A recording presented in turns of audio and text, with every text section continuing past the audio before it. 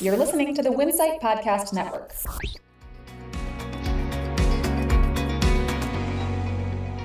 Kroger and Albertsons merger talks are apparently progressing nicely.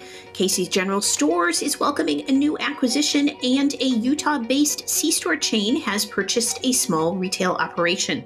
Welcome to Retail Daily, your quick look at the top headlines from CSP Daily News and Winsight Grocery Business. I'm Heather Lally, Editor-in-Chief at WGB. And I'm Steve Holtz, Editor-in-Chief at CSP.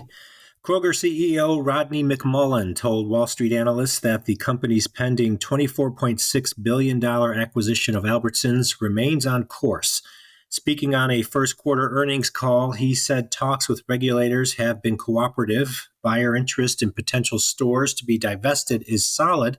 Integration planning with Albertsons is progressing nicely. On Friday, a report by investor website Seeking Alpha said Kroger is winding down a second information request from the FTC. Casey's General Stores has begun to integrate 26 Minute Mart convenience stores in the Kansas City area into its system. Casey's acquired the stores from EG Group in a sale reported earlier this year. In one of the largest moves into the U.S. market, EG Group acquired 225 Minute Mart locations from TravelCenters of America for $331 million in 2016. In March, the UK company sold the 26 non-core Mini Mart locations to an unnamed buyer, now confirmed to be Casey's, for $48 million. Utah retailer Fast Stop TravelCenters has acquired 3 stores from Triple Stop in Davis County, Utah. The Triple Stop stores are branded with Chevron fuel islands, and 2 of the stores include Subway quick-service restaurants with seating areas. Fast Stop said the acquisition is a step toward meeting its goal of operating 100 convenience stores by the end of 2024. A Retail Council of Canada analysis has found no, quote, greedflation in Canada's grocery retail sector. Soaring food prices have led many Canadians to believe that high inflation is being used as a cover to raise prices. And in March, the CEOs of Canada's big 3 grocers, Loblaw, Sobeys, and Metro, were grilled about potential price gouging in a parliamentary committee inquiry. Yet the Retail Council concluded that grocers have been working to lower prices, not raise them. Rusty Lantern Market opened a new store in Loudon, New Hampshire this week. The 4,200 square foot location includes a full kitchen and seating area, an outdoor seating area, an array of specialty beverages served by a barista, as well as self-serve beverage areas of coffee, frozen drinks, juices, and teas. Maine-based Rusty Lantern has spent the past year building its store portfolio. The retailer has opened 8 new convenience stores in the past 12 months, growing to 26 sites.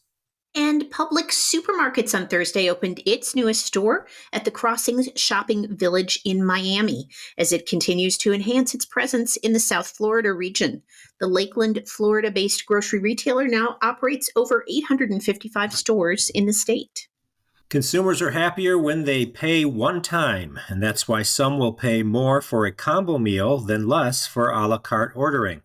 This insight comes from consultant Greg Tornberg of Impact 21, who spoke at the CSP C-Store Food Service Forum last week. He said a key way to boost a food service program is to find something remarkable and associate it with the food. As an example, he called out the trivia included on Snapple bottle caps, which consumers often share and talk about. BJ's Wholesale Club has appointed Stephen Ortega and C. Marie Robinson to its board of directors, effective immediately. That's according to an announcement from the Warehouse Club on Friday. The move comes as BJ's president and CEO, Bob Eddy, assumed the role of chairman of the board the day before. Circle K is relaunching the Biddy Stick in certain business units. The convenience store chain confirmed this to CSP Daily News this week. The e-cigarette system from Biddy Vapor will also be added to more than 900 Quick Trip, KT, and MAPCO C-store locations, according to Kval Brands, the company that distributes Biddy Vapor products. Good news, Wawa's Hoagie Fest is back, celebrating its 15-year anniversary by offering $5 for any shorty and $6 for any classic hot or cold hoagie. The C-store chain's 60s-themed Hoagie Fest also includes social media giveaways and store decorations starting June 19th. Sounds delightful. That will do it for today's episode of Retail Daily. Subscribe on Apple Podcasts, Spotify, and more for your daily dose of retail news. Retail Daily is off Monday, but we'll return with a new episode on Tuesday. For more on these stories, visit CSP Daily News or winsightgrocerybusiness.com. I'm Steve Holtz. I'm Heather Lally. Have a great weekend.